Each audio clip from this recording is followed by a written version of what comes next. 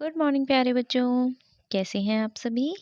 आज है 4 दिसंबर 2020 और आज हम करने वाले हैं वर्कशीट नंबर 124 यानी 124। ये वर्कशीट है क्लास 4 के लिए। सब्जेक्ट है मैथ्स। चलिए शुरू करते हैं आज की अपनी वर्कशीट।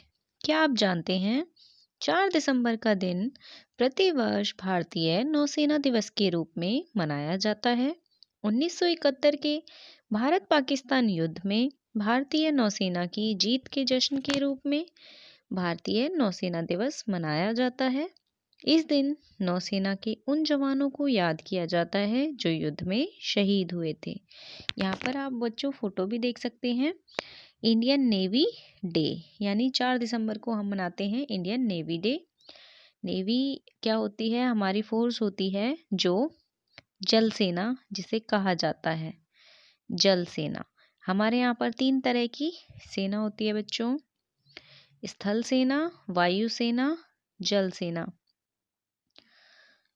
जो वायु सेना होती है वो हवा में यानी कि वायु में रक्षक सेना होती है। और जल सेना जो पानी से जल एरिया वाटर एरिया के आसपास सेफ्टी के लिए होती है। और स्थल सेना यानी जो धरती, स्थल माने होता है धरती, तो यानी 3 तरह की हमारे यहाँ पे सेना होती है। इस तरीके से नेवी यानी जल सेना डे 4 दिसंबर, ये जल सेना से रिलेटेड नेवी 4 दिसंबर को हम यहाँ पर नेवी डे मनाते हैं। और जल सेना को ही हम यहाँ पर नौसेना के नाम से बोलते हैं। नौसेना, इसको जो नेवी है उसको नौसेना बोलते हैं हिंदी में। ठीक है बच्चों। तो ये 4 दिसंबर को हम नेवी डे यानी नौसेना दिवस मनाते हैं। और हम 4 दिसंबर को ही क्यों मनाते हैं? क्योंकि 1971 में जब भारत पाकिस्तान के बीच में युद्ध हुआ था तो उसमें भारतीय नौसेना की जीत हुई थी। और उस जीत के जश्न के रूप में हम 4 दिसंबर को ही नेवी डे मनाते हैं और उन शहीद जवानों को याद करते हैं जो इस युद्ध में शहीद हो गए थे। उन अमर जवानों को याद करते हैं। आगे देखते हैं बच्चों। आगे है कोरोना के खिलाफ लड़ाई। कोरोना समय में कई सामाजिक संस्थाओं ने गरीब और जरूरतमंद लोगों को मुफ्त राशन वितरित किया था। एक संस्था द्वारा वितरण किए जा रहे राशन के पैकेट में निम्नलिखित चीजें थी: चावल, गेहूं, चीनी, दाल।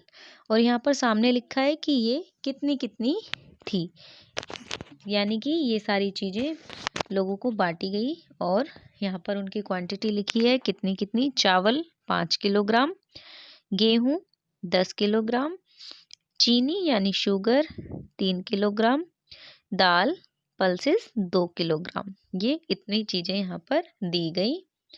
आगे लिखा है बच्चों, तालिका को देखकर बताइए राशन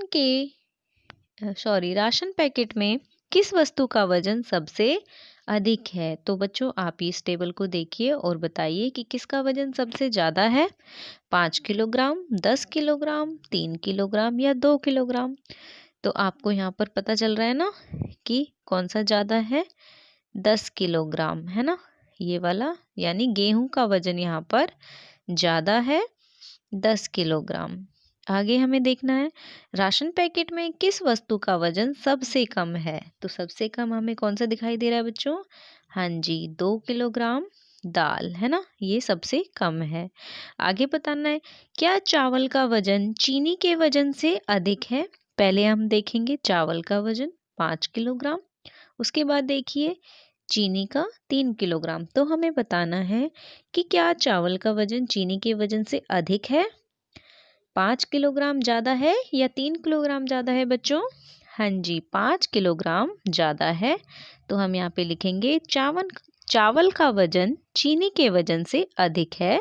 हाँ, ये सही है। आगे देखो, राशन के एक पैकेट का कुल वजन क्या होगा। यहाँ पर बच्चों हमें एक राशन के पैकेट में टोटल करना है कि इन सारी चीज़ों का टोटल वजन अब कितना है। तो आप यहाँ पर इनको ऐड करके बता देंगे 5 किलोग्राम, 10 किलोग्राम, 3 किलोग्राम और 2 किलोग्राम। तो आप यहाँ पर इनको टोटल ऐड करके बताएंगे कि टोटल कितना किलोग्राम वजन है। ठीक है बच्चों। आगे है सोचकर बताइए, क्या भारी होगा, 1 किलोग्राम रुई या 1 किलोग्राम लोहा? तो बच्चों जरा दिमाग लगाइए और सोचकर बताइए कि इनमें से क्या ज़्यादा होगा, 1 केजी, 1 किलोग्राम रुई या 1 किलोग्राम लोहा? तो बच्चों जरा ध्यान दीजिए, लोहा भी 1 किलो है और रुई भी 1 किलो है, तो वेट तो दोनों का बराबर है ना? तो यानी कि दोनों चीजें क्या होंगी, बराबर होंगी, क्योंकि वजन दोनों का समान है। आगे देखते हैं। वजन का अनुमान लगाने के लिए आपको अपने आसपास की कुछ सामान्य वस्तुओं के वजन का अंदाजा होना चाहिए। बच्चों, क्या आपको पता है 100 रुपए के नोट का वजन लगभग 1 किलोग्राम होता है और 10 रुपए के कुरकुरे के 10 पैकेट का वजन लगभग 1 किलोग्राम होता है। यानी कि यहाँ पर हमें बताया है, जो हम 100 रुपए का नोट लेते हैं उसका वजन लगभग 1 किलोग्राम होता है, और 10 रुपए के जो कुरकुरे के पैकेट आते हैं उनको अगर हम 10 पैकेट लेते हैं तो 1 किलोग्राम के बराबर होगा लगभग, ठीक है ना? लगभग 1 किलोग्राम के बराबर होता है। तो बच्चों यहाँ पर हमें कुछ टेबल दी गई है। वस्तुओं के सही अनुमानित वजन पर हमें गोला लगाना है।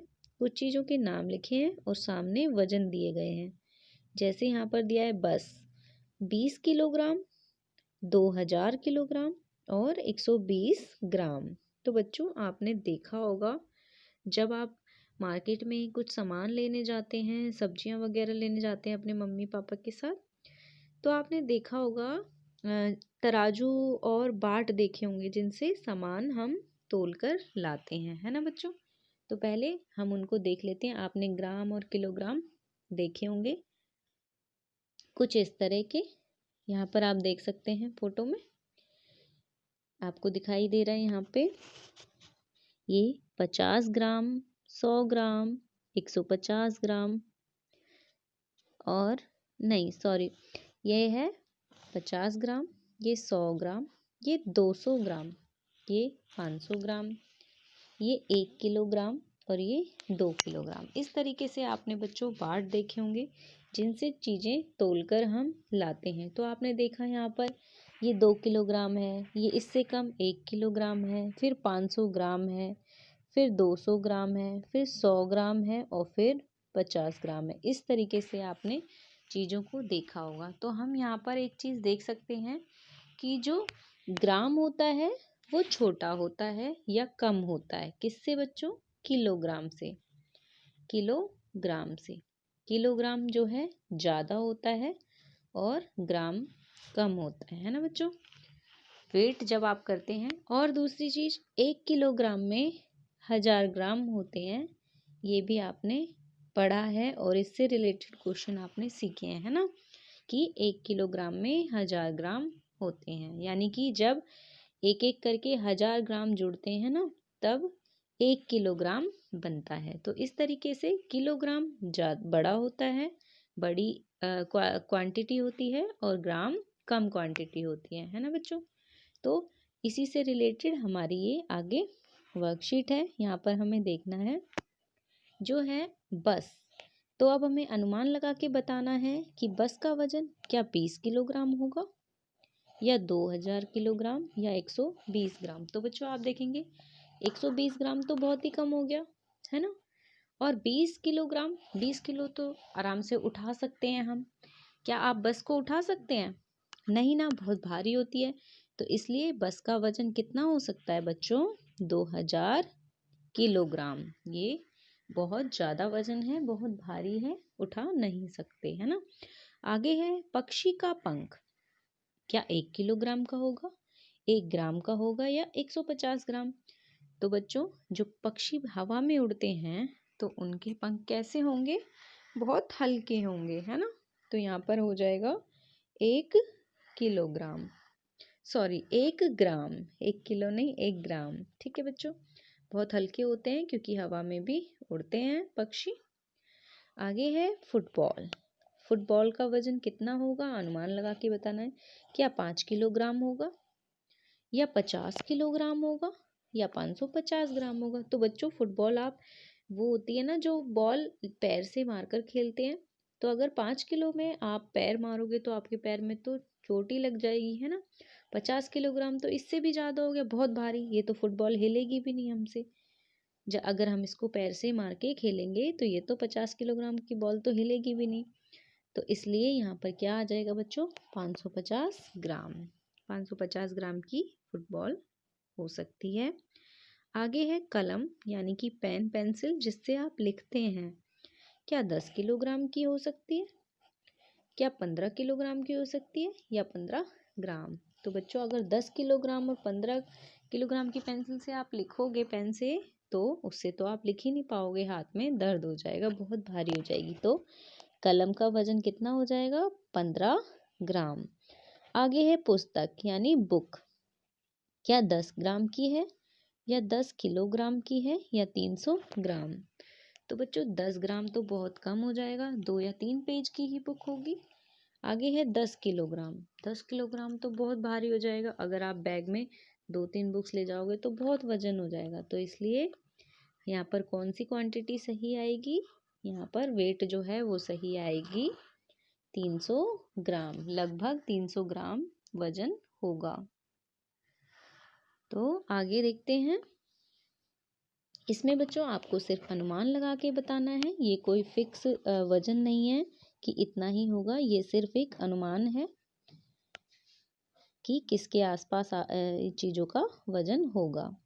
आगे है अभिभावकों के लिए सुझाव। बच्चों के साथ चर्चा करें कि प्लास्टिक पर्यावरण के लिए एक गंभीर खतरा है और इसका इस्तेमाल पैकिंग के लिए नहीं किया जाना चाहिए। आगे है बच्चों कोरोना का ज्ञान। कोविड-19 के विरुद्ध लड़ाई में सुरक्षित रहने के लिए मास्क पहने, और सभी बच्चे अपनी वर्कशीट कंप्लीट करके व्हाट्सएप ग्रुप में सेंड करें और पढ़ते रहें मन लगाकर। Thank you.